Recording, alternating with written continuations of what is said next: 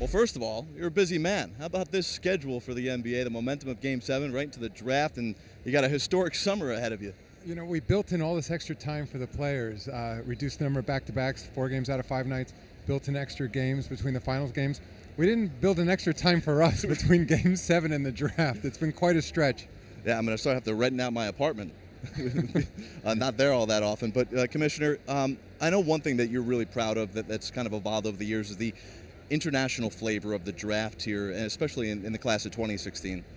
No question. I mean, I've spent a lot of my time working in the league, traveling internationally, working on the distribution of our games through international networks, working on Basketball Without Borders, and it's paying dividends. And I think part of it is when we expose young people to games, it's young boys and young girls with the WNBA to the NBA, they fall in love with it.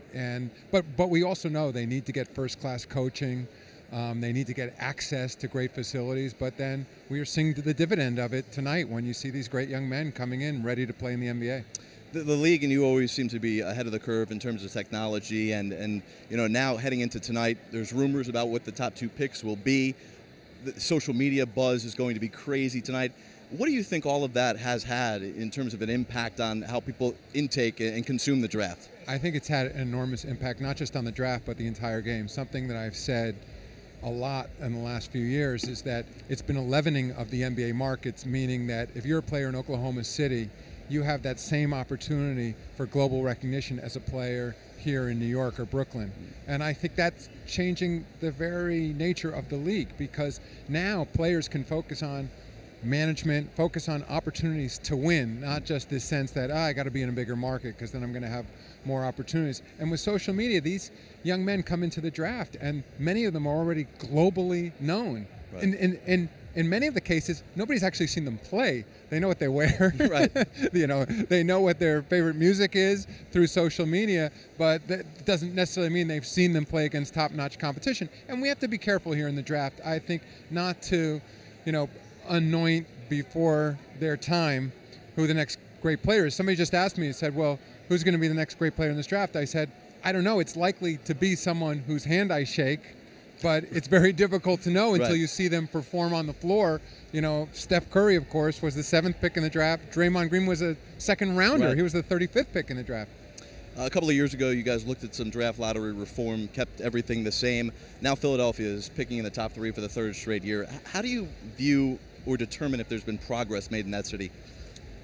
Ultimately by their performance on the floor. And that's how teams should be judged. And Philadelphia has made some changes over the last few years, obviously in terms of their approach to the game and their management. And we'll see. I was in favor of changing the draft lottery. Of course, now we have all this additional room in the cap.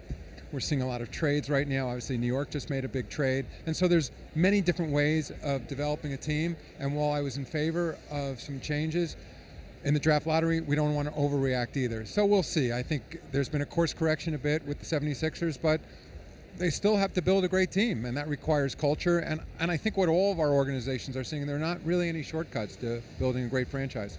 Away from tonight's draft for 1 second, your reaction to so many of the big-name stars declining the offer to play for Team USA this summer in Rio. It's nothing new. I think guys have to make their own decisions. What's unique about NBA players playing in the Olympics and for their national teams, sometimes U.S. players from other countries, is they are sort of asked to keep coming back. If it were up to me, there would be an age limit for the Olympics. It would be 23 or under or something like that. The guys would serve their country, and then other next generation of players would come up. I think in fairness to these guys, our season this past season started on September 26th, right. And as you know, it just ended on Sunday. It's an incredibly long year, and players need rest, but they also have the right to decide they want to play for their country, whether it's the U.S. or another country, and I think those are very personal decisions. Often they're made with their families, depends on sort of their life circumstances, where they're from, desire to have kids. All those things go into the mix. So I respect their right to make those decisions. At the end of the day, now wearing my USA basketball hat, I have no doubt we're going to field a fantastic team.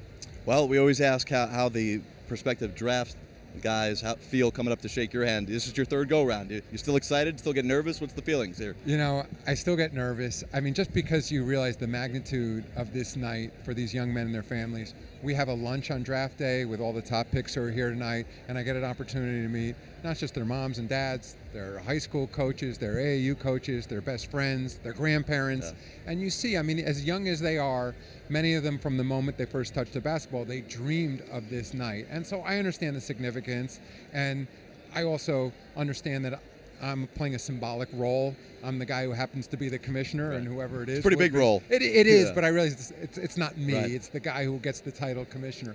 And then when I shake their hand, it's a special moment. So I feel it's my obligation to take it very seriously. I mean, in a light way, but to make it a serious moment for them, and so that they can. It signifies a new journey for them, and that it gives them an opportunity to sort of reset a little bit in their lives and say, all right, now I've made it to this point, but in order to truly be a great NBA player, it's going to require an enormous amount of hard work along the way as well. Well, hopefully you get some time to decompress and take a deep breath, because I know you've been a traveling man. It's been a busy schedule for you. I'll see you at the Summer League. We will be there in just a couple of days. Adam Silver, Commissioner Adam Silver, thank you so much for taking the time with us. Thanks Good luck for tonight. having me.